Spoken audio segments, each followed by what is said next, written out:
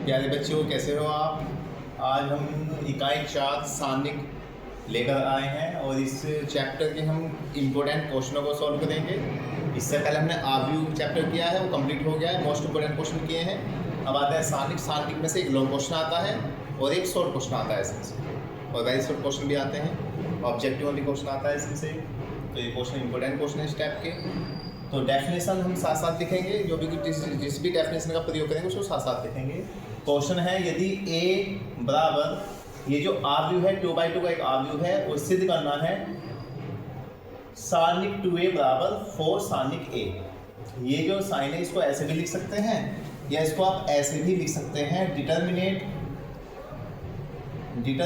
2a बराबर 4 determinate a। इसको आप ऐसे भी लिख सकते हैं,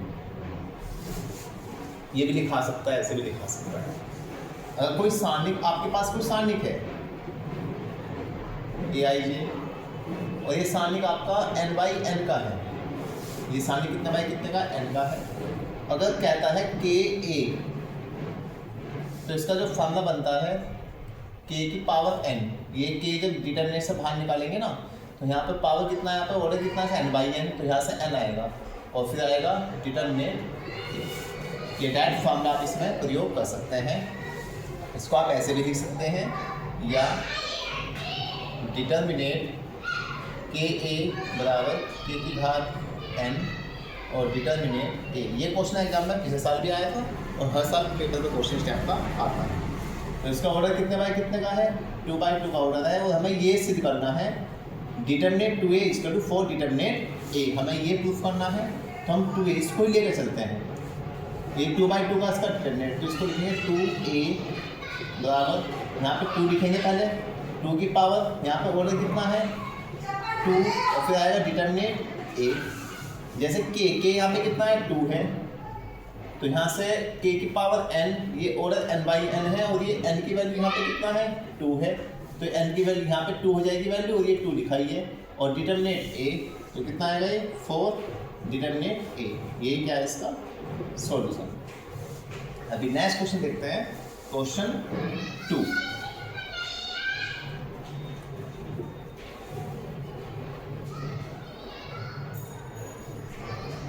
क्वेश्चन नंबर 2। क्वेश्चन नंबर 2, यदि A कोई मैट्रिक्स है, ये मैट्रिक्स 3/3 का मैट्रिक्स है, क्योंकि इसमें 3 तो पंक्ति है, 1 2 3, और 3 इसमें क्या है, स्तंभ है, 1 2 3, तो 3/3। पहला आता है पंक्ति और फिर आता है स्तंभ। तो सिर्फ दिखाइए कि डिटर्मिनेंट 3a बराबर 27 डिटर्मिनेंट a। 3a का सारणिक बराबर होगा 27 गुना सारणिक। हमें ये सिद्ध करना है, तो इसी को लेके चलते हैं। तो मैंने भी बताया कि कोई सारणिक आपके पास, यदि कोई आव्यूह दिया है, यदि कोई आव्यूह आपके पास n/n का आव्यूह है, तो अगर हम इसका डिटरमिनेंट निकालते हैं तो k कोई स्केलर नंबर है, तो k बराबर होगा k की पावर n। इसका ऑर्डर कितना है आव्यूह का n, तो k की पावर n, और ये आएगा डिटरमिनेंट a। तो 3a को लिखेंगे 3 की पावर, यहाँ पे कितना है इसका ऑर्डर 3/3, तो 3 आ जाएगा, और डिटर्मिनेंट a, और 3 की पावर 3 कितना आ जाएगा 27, और डिटर्मिनेंट a। यही हमें क्या करना था इसका, यही हमें इसको प्रूफ करना था। प्यारे बच्चों, अगर आपको मेरे वीडियो अच्छे लग रहे हैं तो मेरे चैनल को लाइक करना है, सब्सक्राइब करना है, और जो आपके फ्रेंड हैं उनको आपको शेयर करना है। अभी नेक्स्ट क्वेश्चन आता है, question number 3। Question number 3, determinant सारणिक है x 2 18 x बराबर 6 2 18 6 हो, तो x का मान ज्ञात कीजिए। अगर ये क्वेश्चन होता आव्यूह का, जैसे यहाँ आव्यूह है, यहाँ x है, यहाँ 2 है, यहाँ 18 है, यहाँ x है, तो फिर इसी टाइप से यहाँ 5 होता है, यहाँ 2, यहाँ 18, यहाँ 5, ऐसे होता है। फिर ये आव्यूह है दोनों, तो x का मान यहाँ पे कितना हो जाएगा, यहाँ x का मान कितना है, x का मान है 5 है, क्योंकि ये बराबर 2 के बराबर है, ये 18 के बराबर, ये 5 के, x का मान 5 का, x बराबर कितना हो जाएगा 5। लेकिन ये क्वेश्चन डिटर्मिनेंट का है, सारणिक का क्वेश्चन है, ये आव्यूह है और ये सारणिक है। तो सारणिक को जब हम सॉल्व करते हैं तो 2/2 का सारणिक को कैसे सॉल्व करते हैं, कोई सारणिक है, सारणिक आपके पास है a b c d, तो सारणिक को जब हम सोल्व करते हैं, सारणिक को सोल्व करने के लिए पहले हम इसकी मल्टीप्लाई इसमें करेंगे, ए की डी में मल्टीप्लाई गुना करेंगे ए डी, बीच में आता है माइनस, बी की सी में गुना करेंगे तो बनेगा बी सी। तो सारणिक को हम ऐसे हल करेंगे, इसे हल करके ये आएगा इसका आंसर। तो इस सारणिक को हल करना है।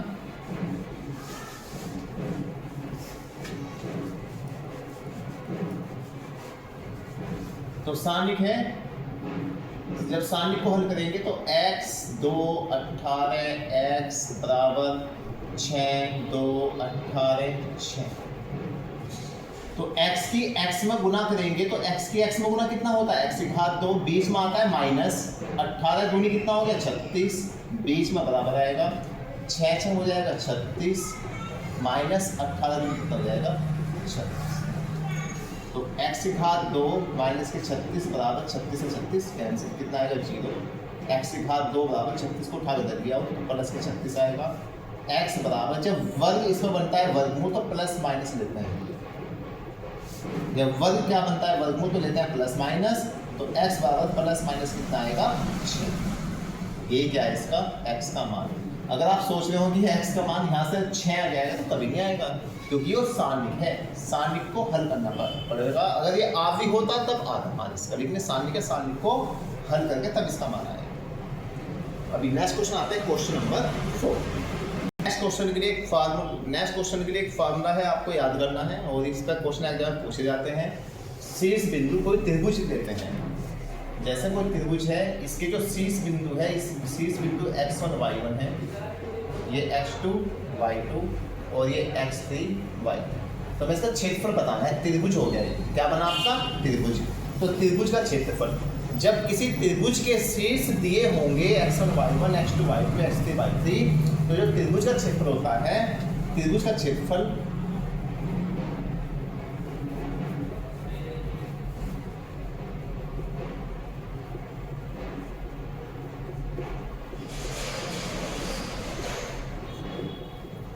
वन बाई टू सारणिक में लिखेंगे x1 y1 1, x1 y1 1, x2 y2 1 और x3 y3 1। ये होता है त्रिभुज का क्षेत्रफल।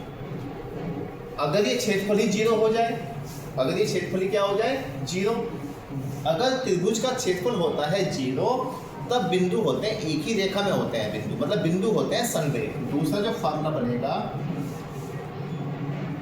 यदि बिंदु संरेख हैं, यदि बिंदु x1 y1 x2 y2 और x3 y3 यदि बिंदु संरेख हैं, बिंदु क्या है संरेख। बिंदु संरेख का मतलब वो एक ही रेखा में होंगे बिंदु, ऐसे नहीं, ऐसे क्षेत्रफल नहीं घेरेंगे वे, वो एक ही रेखा में होंगे। जब बिंदु संरेख का मतलब होता है एक ही रेखा में, जब बिंदु संरेख होंगे तब त्रिभुज का क्षेत्रफल,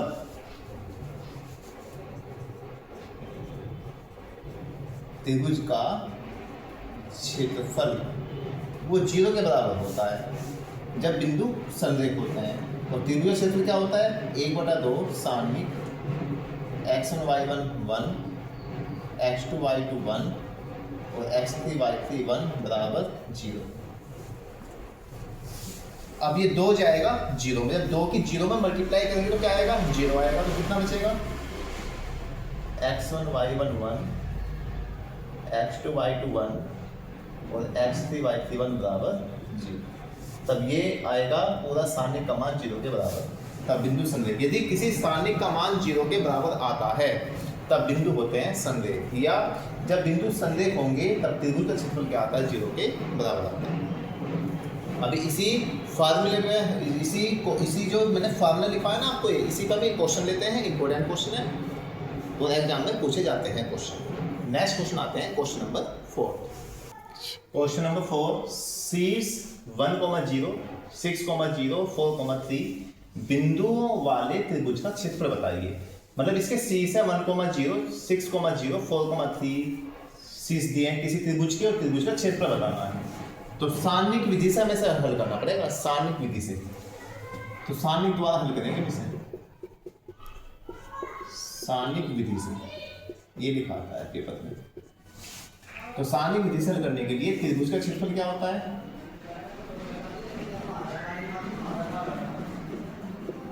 त्रिभुज का क्षेत्रफल का जो हमने फॉर्मूला लिखवाया है अभी, वो होता है 1/2 सारणी x1 y1 1 x2 y2 1 x3 y3 1 1/2 सारणी। अब x1 y1 ये तो है x1 y1, ये है x2 y2 और ये क्या दिया है x3 y3। तो x1 y1 x1 कितना है 1, y1 कितना है 0 और ये 1 h3 रखो, x2 6 है, y2 0 और ये 1 को h3 रखो, x3 है 4, y3 है 3 और 1। अब ये जो सारणिक है 3/3 का सारणिक है और सारणी को हल करने के लिए हम R1 के सापेक्ष हम इसका विस्तार करेंगे। R1 के लिए R1, ये R2 और ये R3, ये C1, ये C2 और ये C3। R1 के सापेक्ष हम इसका विस्तार करेंगे। पहले 1 को लेके चलेंगे। जब 1 को लेते हैं तो 1 के सामने, जो 1 के सामने इसे छिपा लेना है ऐसे, और जो 1 के सामने ये है इसे छिपा लेना है, इसे छिपा दो, इसे छिपा दो, ये बचा ना। 1 की 0 में गुना करना है, 1 की 0 में गुना क्या बनेगा 0, बीच में आता है माइनस, 3 की 1 में गुना, यहाँ आता है प्लस माइनस प्लस, अब आएगा 0। पहले हमने 1 को लिया, जब 1 को लिया 1 के सामने छुपा देना इसको छुपा देना ऐसे, और इसको छुपा देना, इसको छुपा देना, इसको छुपा देना। 1 की 0 में गुना 0 और 3 की 1 में गुना 1। अब लेते हैं माइनस के 0, क्या लेते हैं माइनस के 0। अब ये 0 किसमें है, इस फर्स्ट रो में है, इसे छुपा दो, और ये 0 इसमें भी है, इसे छुपा दो, इसे छुपा दो और इसे छुपा दो। 6 एकम 6, बीच में माइनस आएगा, 4 एकम 4। अब लेंगे 1 प्लस, प्लस आएगा, फिर बीच वाले में माइनस आता है और ये आता है प्लस। अब ये 1 किसमें, इस 1 के सामने इसे छुपा दो, इसे छुपा लो ऐसे, इसे छुपा दो, ये छिप जाएगा और ये छिप जाएगा। 36 18 और 4 0, तो 1/2 माइनस के 3 की 1 में गुना करेंगे, माइनस के 3 आएगा, और 6 में 4 के 2, लेकिन 0 है तो 0 की गुना करेंगे 0 आ जाएगा, और ये प्लस के 18। अब यहाँ से 18 में से 3 घटाओ, 18 में से 3 गए 15, 15/2, और ये क्षेत्रफल है ना, तो क्षेत्रफल को लिखेंगे वर्ग इकाई। ये हमारा क्या है इसका आंसर। हमें इसमें त्रिभुज का क्षेत्रफल याद करना था। अभी नेक्स्ट क्वेश्चन आते हैं, क्वेश्चन नंबर 5। दर्शाइए कि बिंदु A 1, B + C, बिंदु B C + A और बिंदु C A + B संरेख है। इस टाइप के क्वेश्चन आ जाता है, पूछे जाते हैं। जब बिंदु संरेख होंगे तो संरेख का मतलब एक रेखा में होंगे। जब बिंदु एक रेखा में होंगे तो क्या कोई क्षेत्रफल घेरेंगे, कोई क्षेत्रफल नहीं घेरेंगे, और जब कोई क्षेत्रफल नहीं घेरेंगे तो त्रिभुज का क्षेत्रफल लेके चलेंगे हम यहाँ 0 के बराबर। सबसे पहले क्या करना है, बिंदु संरेख है, हमें फॉर्मूला पता है, बिंदु A, B + C, B, C + A और C, A + B संरेख होंगे, तब त्रिभुज का क्षेत्रफल, त्रिभुज का क्षेत्रफल किसके बराबर होता है, 0 के बराबर होता है। त्रिभुज क्षेत्रफल क्या होता है, 1/2 x1 y1 1 x2 y2 1 x3 y3 1। अब 2 कहीं में जाएगा 0 में, 2 की 0 में गुना 0, तो कितना आएगा x1 y1 1 x1 y1 x2 y2 और x3 y3। x1 y1 a b + c 1, x1 a है, y1 b + c, ये 1 h रखा है, x2 b y2 c + a, और ये कितना है 1 ऐसे रखो। x3 कितना है, x3 कितना है c और a प्लस बी 1।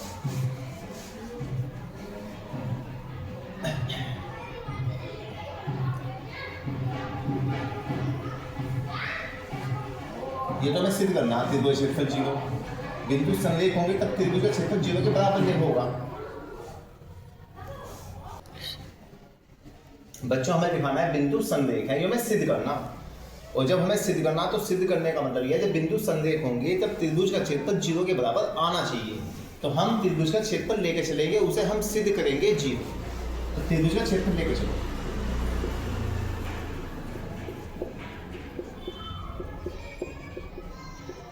तो त्रिभुज का क्षेत्रफल क्या आएगा 1/2 x1 y1 1 x2 y2 1 और x3 y3 1 लेके चलते हैं 1/2। अब x1 कितना है a b plus c1, x2 y2 b c plus a1 और x3 y3 c a plus b 1, ये लेके चलते हैं। अब हमें इसे दिखाना है 0, इसे हमें हल करना है, 0 हल करना है। अब ये तो होता है आपका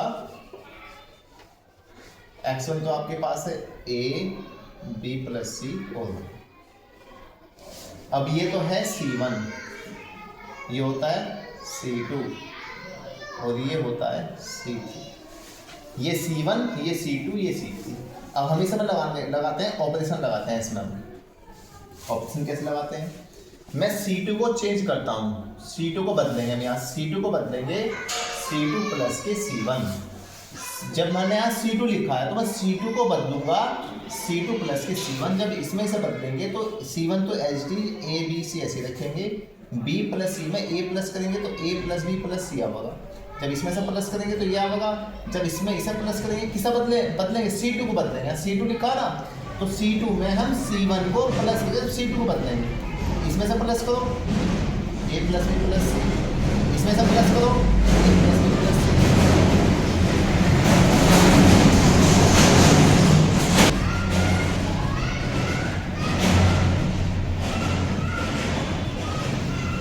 C2 में प्लस करेंगे, C2 को बदलेंगे C2 प्लस के C1। जब इसमें से प्लस करेंगे तो A plus B plus C, जब इसमें से प्लस करेंगे तो A plus B plus C, इसमें से प्लस करेंगे A plus B plus C। सारणिक में आव्यूह में क्या फर्क होता है, अगर आव्यूह में कोई संख्या लिखी हुई है जैसे 2 4 6 3 2 1 5 2 1, हमें इसमें से 2 कॉमन लेना है। तो जब 2 कॉमन लेंगे, 2 तो यहाँ से कॉमन आ जाएगा बाहर, तो कितना बनेगा 1 2 3, 2 यहाँ से कॉमन तो 3/2 आएगा, 2 यहाँ से कॉमन 1, 2 यहाँ से कॉमन 1/2, 5 में से 2 कॉमन 5/2, 2 में से 2 कॉमन 1 और 1 में से 2 कॉमन तो 1/2। अवयव में से जब हम कोई कॉमन लेते हैं तो प्रत्येक अवयव में से कॉमन आएगा, लेकिन सारणिक में ऐसा नहीं। अगर ये होता सारणिक, क्या होता है ये सारणिक होता अगर ये, तो सारणिक में से केवल किसी भी एक पंक्ति एक स्तंभ में से कॉमन आ जाएगा, इसमें से पूरे में से 2 कॉमन आ जाएगा। तो 1 2 3 बाकी HD रखना है हमें। सारणिक का ये नियम है, सारणिक में केवल एक पंक्ति एक स्तंभ में से आप कॉमन ले सकते हैं। तो इस सारणिक में क्या है, ये जो सारणिक है आपका, इस सारणिक में क्या कॉमन दिखाई दे रहा है, इसमें से कॉमन आ रहा है 1/2 A plus B plus C common आ रहा है। यहाँ तो A B C ऐसे रखना है, जब इसमें से A plus B plus C common तो यहाँ 1 यहाँ 1 ये 1 ये 1 ये 1 ये 1। अब सारणिक का एक नियम ये है, यदि किसी सारणिक में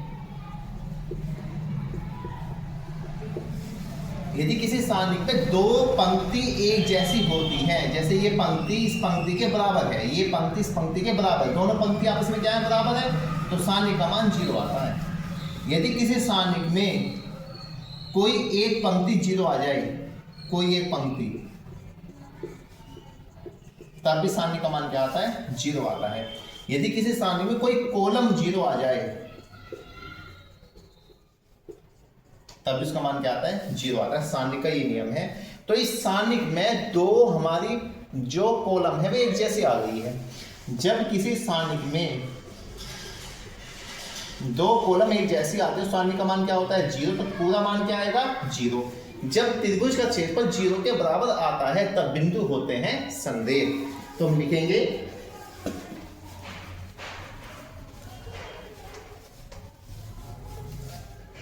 हम लिखेंगे अतः बिंदु क्या है, संरेख है। अतः बिंदु संरेख है, हमें यही सिद्ध करना था। इस क्वेश्चन में हमें त्रिभुज का क्षेत्रफल 0 दिखाना है और ये इंपॉर्टेंट क्वेश्चन है। इस टाइप के क्वेश्चन एग्जाम में पूछे जाते हैं, एग्जाम में काफी बार आया हुआ है, पेपर में क्वेश्चन नहीं हुआ। अभी क्वेश्चन आते हैं क्वेश्चन नंबर 6। बच्चों नेक्स्ट क्वेश्चन से पहले मैं सारणी के थोड़े नियम बता देता हूँ आपको। सारणी के नियम आपको पता होना चाहिए। सारणी का पहला नियम क्या है, यदि किसी सारणी की कोई भी रो, कोई भी पंक्ति, जैसे 1 2 3 0 0 0 1 5 6, यदि किसी सारणी की कोई भी पंक्ति, तीनों में से कोई भी पंक्ति 0 आ जाए पूरी पूरी, तो सारणी का मान आता है, सारणी का मान आता है 0। दूसरा नियम, इन तीनों में से या तो ये पंक्ति पूरी 0 हो जाए, ये ना हो कि अगर ये 0 आ जाता है और यहां पर 1 3 5 ऐसे लिख दो, तब भी सारणी का मान क्या आएगा, 0 आएगा। नियम नंबर 2 क्या है, यदि सारणी की कोई भी स्तंभ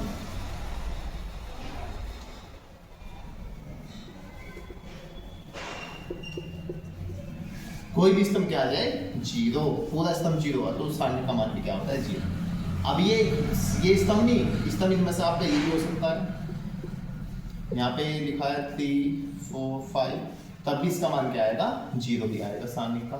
तीसरा नियम क्या है, यदि सारणी की दो पंक्ति एक जैसी आ जाए, जैसे 1 2 3 1 2 3 8 2 5, तब भी सारणी का मान क्या आता है, 0, क्योंकि ये पंक्ति इसके जैसी है। 1 2 3 1 2 3 दोनों सेम एक जैसी पंक्ति है, तब सारणी का मान डायरेक्ट आप लिखेंगे 0।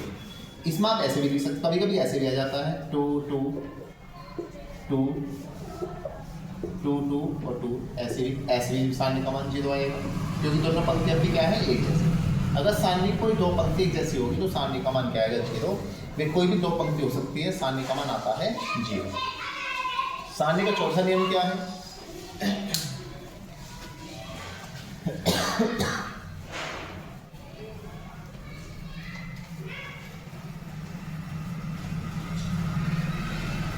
अगर सारणिक में आप किसी स्केलर नंबर से गुणा करते हैं, सारणिक जैसे यहाँ पे लिखा है A B C, A1 B1 C1 A2 B2 C2। अब हमें इसके की गुणा करनी है। अगर सारणिक में हम स्केलर नंबर की गुणा करते हैं, किसी कांस्टेंट की गुणा करते हैं, जब गुणा करेंगे तो वो गुणा किसी एक पंक्ति में, किसी भी एक पंक्ति में गुणा कर सकते हैं या किसी एक स्तंभ में गुणा कर सकते हैं। इसके की गुणा करूंगा मैं, तो मुझे गुणा करनी है पंक्ति में, R2 में गुणा करनी है, तो ये बनेगा ABC, R2 ये है, R1 ये है, R2 ये है, R3 ये है, तो R2 में जब गुणा करेंगे तो KA1 KB1 AC1 A2 B2 C, ये आएगा। सारणिक का नियम नंबर 4।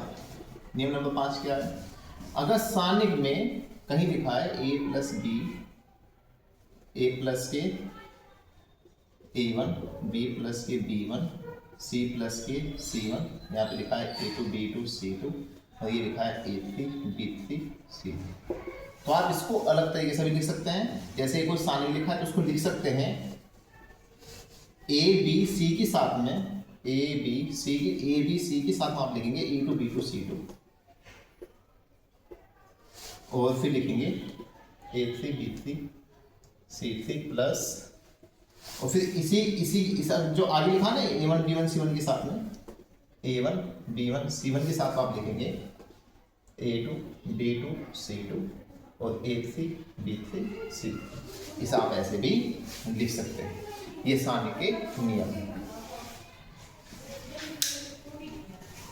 अब नेक्स्ट क्वेश्चन नंबर 6, K का मान ज्ञात कीजिए यदि त्रिभुज का क्षेत्रफल 4 वर्ग इकाई है जहां शीर्ष बिंदु K, 0 0 0 2 है। त्रिभुज का क्षेत्रफल 4 वर्ग इकाई दिया है और हमें K का मान ज्ञात करना है। तो सबसे पहले त्रिभुज का क्षेत्रफल क्या दिया, 4 वर्ग इकाई। त्रिभुज का क्षेत्रफल कितना दिया है, 4 वर्ग इकाई, तो हमने लिखा है 4। और वर्ग इकाई है तो यहाँ पर हम लिखेंगे 4 प्लस माइनस 4 और त्रिभुज का क्षेत्रफल क्या होता है 1/2 x1 y1 1 x2 y2 1 और x3 y3 1 और ये आएगा प्लस माइनस 4। 2 की गुना 4 में करेंगे तो कितना आएगा प्लस माइनस 8, ये तो प्लस माइनस 8 आ जाएगा। x1 y1 ये तो है, x1 y1 ये है, x2 y2 और ये क्या है x3 y3। x1 y1 का मान कितना है a 0 1, x2 y2 4 0 1, x3 y3 0 2। अब इस सारणिक को हल करना है। सारणिक को हम हल करेंगे R1 की सहायता से। तो R1 में क्या है k है, पहले k को लेकर चलेंगे। k के सामने जो है इसे हटा, इसे छिपा लो बिल्कुल ऐसे, k के सामने इसे छिपा लो ऐसे और इसे छिपा लो ऐसे। 0 की 1 में गुना 0 और 2 की 1 में गुना 2 तो आएगा 0, बीच में आता है माइनस, 0 एकम 0, बीच में माइनस, 2 एकम 2। जब इस 0 को लेंगे तो 0 ही आएगा, तो माइनस के 0 क्योंकि पहला आता है प्लस तो इसके लिए आएगा माइनस। अगर यहाँ माइनस होता तो ये प्लस हो जाता, लेकिन फिलहाल प्लस है तो माइनस 0, तो 0 लेंगे, 0 के सामने इसे छुपा लो ऐसे और 0 के सामने इसे छुपा लो, तो 4 एकम 4 0 फिर प्लस 1, 1 के सामने इसे छुपा दो और इसे छुपा दो, 4 दूनी 8 माइनस के 0 बराबर प्लस माइनस 8। तो जब गुना करें तो माइनस के 2 किया होगा, ये तो हो गया 0 पूरा, प्लस के 8 बराबर प्लस माइनस 8। अब प्लस माइनस 8 है तो यहाँ से लेंगे प्लस चिन्ह लेने पर, प्लस चिन्ह, जब प्लस चिन्ह लेंगे तो माइनस के 2 के प्लस के 8 बराबर प्लस के 8, 8 7 कैंसिल, तो माइनस के 2 के बराबर 0, तो k का मान कितना होगा 0 बटे माइनस 2, तो k का मान कितना होगा 0। जब 0 को 2 से भाग करेंगे तो मान क्या होगा 0। एक k का मान तो यार एक आंसर पे आ गया। अब यहाँ से क्या लेंगे इसके बाद, अब यहाँ से लेंगे माइनस चिन्ह लेंगे,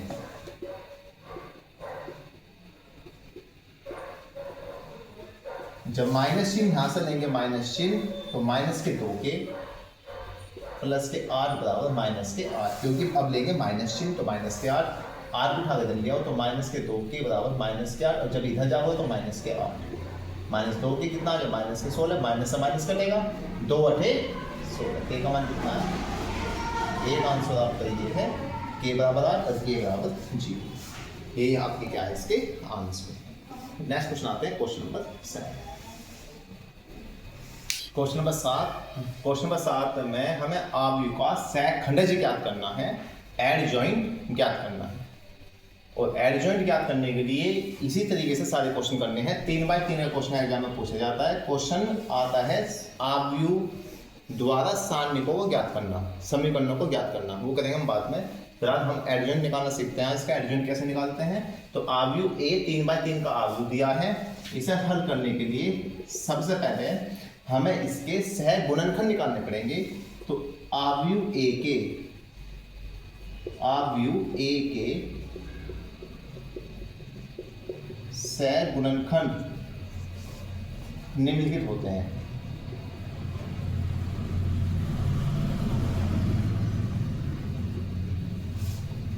तो सबसे पहले एक लिखते हैं A11, और इसे लिखेंगे सारणिक में, सह गुणनखंड आते हैं सारणिक में, ये अवयव दिया हुआ लेकिन सारणिक में लिखना A11,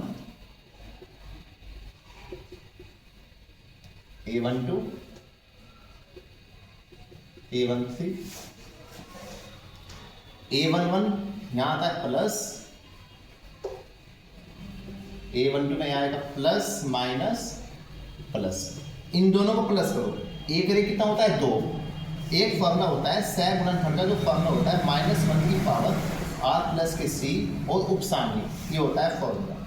r होता है रो, c होता है कॉलम, ये होता है। अगर मुझे A11 निकालना है तो A11 में -1 की पावर, r कितना है यहाँ पे, रो कितनी है 1, कॉलम कितनी है 1, और उपसारणिक ये लिखा है उपसारणिक, तो -1 की पावर कितना आएगा 2, -1 की पावर अगर आता है सम तो होगा प्लस, और विषम आता है होगा माइनस। अब जैसे 1 2 है अगर मैं यहाँ पे 1 2 लेके चलता हूँ 1 2 तो -1 की पावर 1 प्लस के 2 और फिर उपसारणिक 1 प्लस 2 कितना हो जाएगा 3 और -1 की पावर 3 कितना आता है माइनस, तो इसलिए माइनस आता है। प्लस माइनस प्लस, इन दोनों का जोड़ अगर आता है सम तो प्लस लेना है, दोनों का जोड़ आता है विषम तो माइनस लेना है।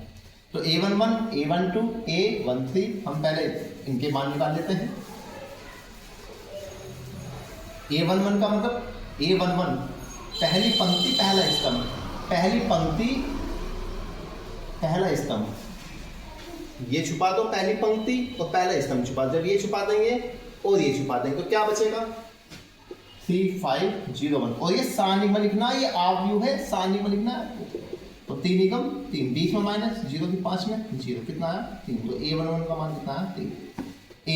a12 पहली पंक्ति दूसरा स्तंभ, पहली पंक्ति तो इसमें ये है, पहली पंक्ति छुपा दो, दूसरा स्तंभ ये है तो ये छिपा दो और ये छिपा दो।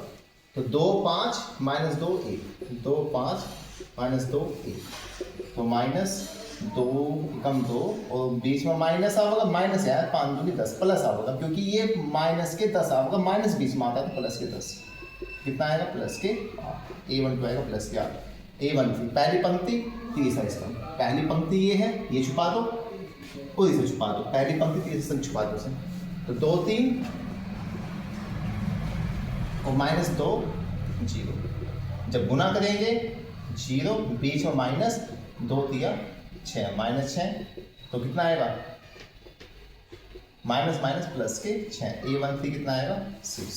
a11 a12 a13 अब आएगा a21, फिर आएगा a22, फिर आएगा a23, प्लस माइनस प्लस दोनों का योग विषम तो माइनस, दोनों का योग सम तो प्लस, दोनों का योग विषम तो माइनस। 21 दूसरी पंक्ति पहला स्तंभ, दूसरी पंक्ति ये छुपा दो, पहला स्तंभ ये छुपा दो और ये छुपा दो, तो -1 2 और 0 1। भाई दूसरी पंक्ति ये छुपा दी और पहला स्तंभ ये छुपा दो, तो -1 2 0 1 ये आएगा, -1 की -1 और ये आएगा 0 कितना आएगा +1, a21 कितना आएगा +1। अब a22 दूसरी पंक्ति दूसरा स्तंभ, दूसरी पंक्ति ये छुपा दो, ये छुपा दो और ये छुपा दो, ये वाला और ये वाला, तो 1 -2 1 -2 2 1, 1 कम 1 बीच में माइनस आता है, माइनस यहाँ से आएगा 2 दूनी 4 तो प्लस के 4 कितना आएगा 5, a22 आएगा 5। अब a23 दूसरी पंक्ति तीसरा स्तंभ, दूसरी पंक्ति छुपा दो ऐसे ही, तीसरा स्तंभ ये वाला ये छुपा दो ये छुपा दो, तो 1 -1 1 -1 -2 0, तो -0 और ये आएगा 2 कम 2 तो प्लस से कितना आएगा 2। a11 a12 a13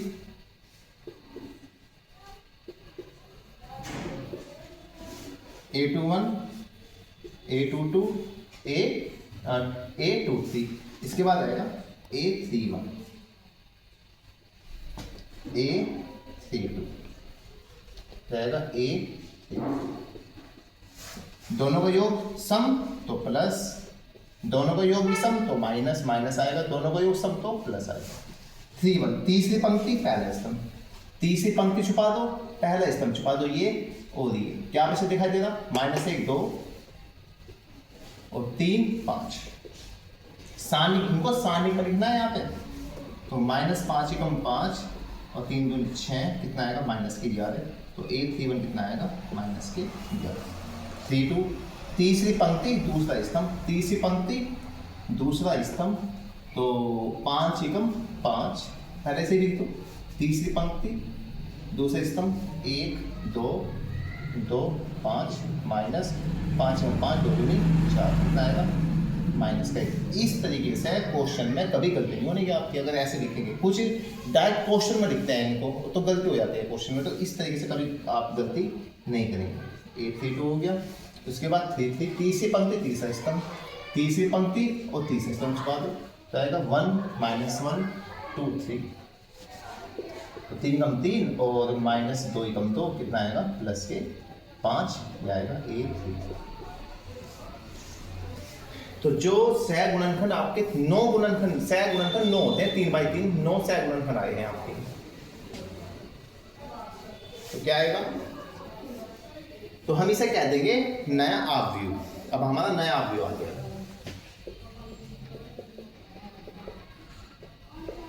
और नया आव्यूह कह देंगे इसको हम यहाँ पे C।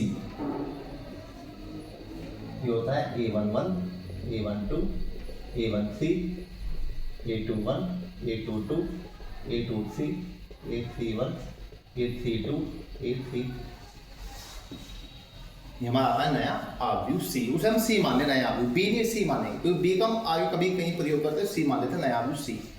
और हमें निकालना है एडजॉइंट। क्या निकालना है? एडजॉइंट।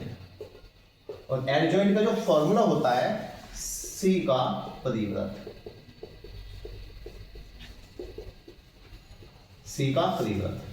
अब जो नया आव्यूह, पहले लिख लो नया आव्यूह C कितना है, या फिर लिख लो पहले इसमें, आप इसे बाद में लिखियो। नया आव्यूह C, पहले C कितना है? तो A11 कितना आया था आपका? 3 आया था A11। A12 आपका आया कितना? 8। और A13 कितना आया? 6। A21 कितना आया? 1। A22 कितना आया? 5। A23 कितना आया? 2। A31 कितना आया? माइनस के 11। A32 कितना आया? माइनस के 1। और A33 कितना आया? 5। यह है आपका C, नया आव्यूह C आ गया। अब निकालेंगे adjoint A। Adjoint A, adjoint A होता है C का परिव्रत। परिवर्त मैंने बताए थे क्या होता है। परिवर्त का मतलब होता है, परिवर्त का मतलब होता है पंक्तियों को स्तंभ में बदलना। इस पंक्ति को स्तंभ में लिख दो, इस पंक्ति को स्तंभ में लिखा, इसे भी स्तंभ में लिखो। यह है आपका, इसे आप ऐसे भी लिख सकते हैं, एडजॉइंट ए, ऐसे भी लिख सकते हैं। एडजॉइंट ए आया, ये इसका क्या है? आंसर है। लेकिन हम इसमें साथ साथ अभी मैं इसमें ए इनवर्स भी निकालूंगा अभी। एडजॉइंट ए तथा ए इनवर्स ज्ञात कीजिए। अब ए इनवर्स को निकाल लेते हैं साथ साथ ही। ए इनवर्स निकालने के लिए हमें सूत्र पता होता है ए इनवर्स का। ए इनवर्स क्या होता है? एडजॉइंट ए बटे सानिक का मान फॉर ऑल। सानिक जो होगा वो कभी 0 के बराबर नहीं आना चाहिए। इस ए इनवर्स तभी एडजस्ट करेगा जब सानिक का मान 0 के बराबर नहीं होगा। अगर सानिक का मान 0 आ गया तो A inverse does not adjust होगा, ए इनवर्स एडजस्ट नहीं होगा कभी भी। तो सानिक का मान निकालेंगे, सानिक का मान 0 अगर आता है तो इससे ए इनवर्स अस्तित्व में नहीं होगा। इसलिए हम यहाँ से हम सबसे पहले साइन इनवर्स का मान निकालते हैं, मतलब सानिक का मान निकालेंगे, क्योंकि एडजॉइंट ए का मान हम पहले ही निकाल चुके हैं। अब सानिक का मान निकालते हैं। आव्यूह आपके पास ये है, समीकरण कह देते हैं 1। अब यहाँ से सानिक का मान निकाल लेते हैं। तो सानिक में लिखेंगे इसको 1 -1 2 2 3 5 -2 0 1 करते हैं। सोल्व सानिक पहले लेंगे 1 लेंगे, इसे इसके सामने से छुपा दो और इसे छुपा दो। इसकी 3 एकम 3 और इसकी बोनस में 0। जब इसको लेते हैं तो यहाँ प्लस लेना पड़ेगा, क्योंकि यहाँ माइनस है तो यहाँ प्लस माइनस प्लस, तो यहाँ प्लस तो लिखा गया, यहाँ माइनस तो प्लस हो जाएगा। 1 लेंगे। अब ये 1 के सामने से इसे छुपा दो 1 के सामने और इसे छुपा दो 1 के सामने, ये और ये। कितना बचा? 2 एकम 2 और 2 पंजे 10, 20 और माइनस तो प्लस के कितना जाएगा? 10 और लेंगे प्लस के 2। जब 2 लेंगे 2 इसे छुपा दो वाले को और इसे छुपा दो, इसे और इसे। 2 0 0 3 2 6, तो कितना है? 3 और प्लस के 12 हो जाएगा ये, तो और ये आएगा प्लस के 6 2 12 12 12 कितना हो गया? 24 और 3 कितना हो गया? 27। सानिक का मान 27 आया। 27 0 के बराबर नहीं है, तो ए इनवर्स का मान कितना आ गया? ए इनवर्स का मान आ गया एडजॉइंट ए। एडजॉइंट ए का मान कितना है? एडजॉइंट ए का मान है 3 1 माइनस के 11 8 5 माइनस 1 6 2 5 और एडजॉइंट ए का मान ये आ गया। और सानिक का मान कितना है? 27। तो ध्यान देते हैं 1/27। ये क्या है इसका आंसर। तो एडजॉइंट के साथ साथ आप इसका इन्वर्स भी ज्ञात कर सकते हैं। इसमें ए इन्वर्स का आपका ये सूत्र होगा और ए इन्वर्स तभी निकलेगा जब सारणिक का मान आपका 0 नहीं होगा। अगर सारणिक का मान 0 आ जाता है, सारणिक का मान क्या आता है 0 आता है, तो ए इन्वर्स एग्जिस्ट नहीं होगा, ए इन्वर्स आप नहीं निकाल सकते। क्योंकि जब किसी के बटे में 0 आता है तो उसका मान आता है अनंत, डज नॉट एग्जिस्ट होगा, जो अस्तित्व में नहीं है। इसलिए इस ए इन्वर्स निकालने के लिए पहले सारणिक का मान निकालना पड़ेगा और वो देखेंगे वो मान आपका 0 है या नहीं है। ये मान 0 नहीं है तो इसलिए हमने इससे ए इन्वर्स भी आपका निकाल दिया है। हमने आज इसमें एडजॉइंट भी निकाला है और इसका ए इन्वर्स भी निकाला है। ऐसे निकलता है एडजॉइंट और ए इन्वर्स। बच्चों, अगर आपको हमारा वीडियो अच्छा लगता है तो चैनल को लाइक, सब्सक्राइब और शेयर करना ना भूलिए।